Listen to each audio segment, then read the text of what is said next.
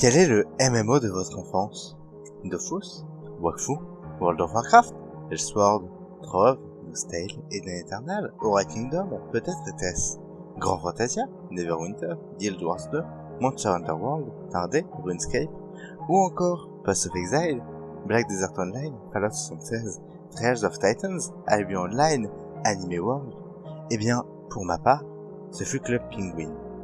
Étant petit, j'adorais vraiment me balader sur la banquise et m'occuper de mes 2 muffles. Mais c'est en un jour d'Halloween que je vais vous raconter aujourd'hui. Ce jour fut celui de ma découverte d'une vérité terrible. En effet, c'est en ce jour du 31 octobre, alors que je revenais d'être allé taper aux portes déguisé en dragon, que je lançai le jeu et apparus dans la ville, décoré au ton de la fête de l'effrayage. Malgré l'importance de l'événement sur le jeu, il n'y avait personne.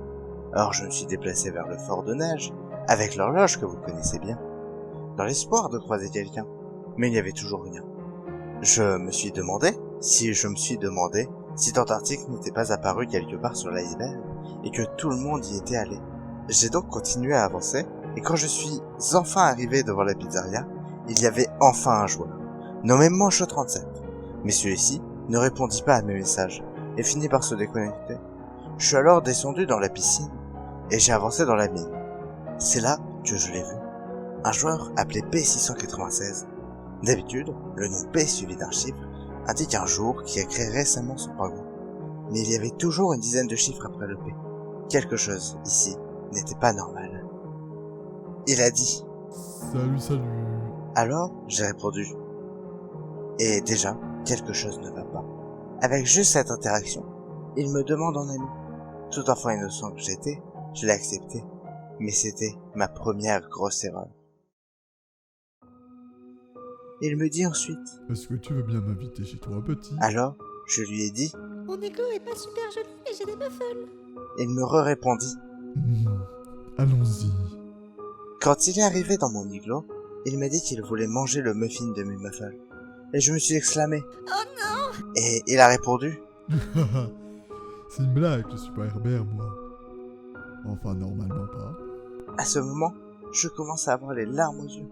Ça ne vous paraît probablement rien, mais pour un enfant, Herbert était un personnage terrifiant. Et l'idée de voir mes muffles bien aimés mourir, c'était tout simplement horrible. C'est alors qu'il m'envoya une lettre, me disant de le suivre. Et il sortit de mon igloo, et suite à cela, je reçus une nouvelle lettre, m'invitant pour une course de luge. De peur, je m'enfuis à la base de l'EPF pour me sentir en sécurité et demander de l'aide à Gary et ses inventions. Je me disais qu'il n'oserait jamais aller dans la base de ses pires ennemis. C'est alors qu'il apparut à côté de moi. Son regard se posa directement sur mon pingouin et il prononça alors ces mots. Pourquoi viens-tu ici? Tu as peur de moi? Ne prends pas en tête fermée? Contraint, j'acceptai donc sa proposition de mini-jeu. Nous nous rendâmes en haut de la montagne et il m'y battit une première, puis une deuxième fois, puis une troisième, et enfin une 5e fois. Ce fut à ce moment précis qu'il se tourna vers moi et exclama à haute voix. Des larmes commencèrent à couler le long de mes joues rondoulettes, alors qu'il recommença à écrire pour diffuser son dernier message. Étant donné que tu as perdu, je vais te faire découvrir ce que c'est le vrai CP.